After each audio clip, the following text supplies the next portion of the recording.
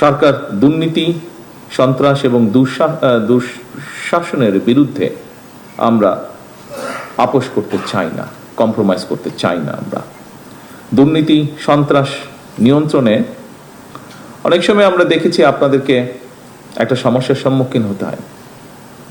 Political পরিচয় বা political identity, influential identity, এরকম বিষয় আপনাদেরকে ফেস করতে হয়। আমি পরিষ্কারভাবে আপনাদের সামনে আজকের এই অনুষ্ঠানে বলতে চাই যে দুর্নীতি, সন্ত্রাস নিয়ন্ত্রণে ব্যক্তির রাজনৈতিক পরিচয় নয়। যে বা যারা অপরাধে লিপ্ত হবে তাকে আপনারা অপরাধী হিসেবেই বিবেচনা করবেন।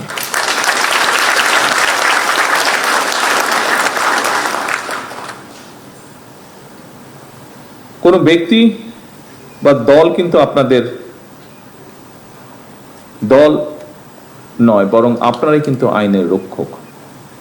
এই জিনিসটা কিন্তু আপনাদেরকে মনে রাখতে হবে।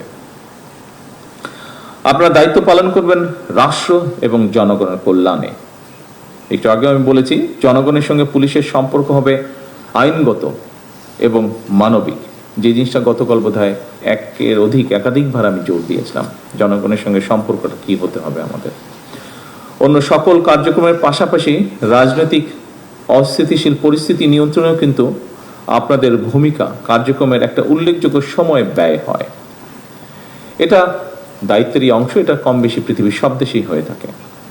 বর্তমান সরকার অবশ্যই জনগণের গণতান্ত্রিক রাজনৈতিক অধিকার নিশ্চিত রাখতে চায়, তবে কেউ যেন সাম্প্রদায়িক সম্প্রীতি কিংবা কোন রকমের নাশকতামূলক কার্যক্রমে লিপ্ত হতে না পারে, এটিও কিন্তু আমাদের সকলকে মনে রাখতে হবে।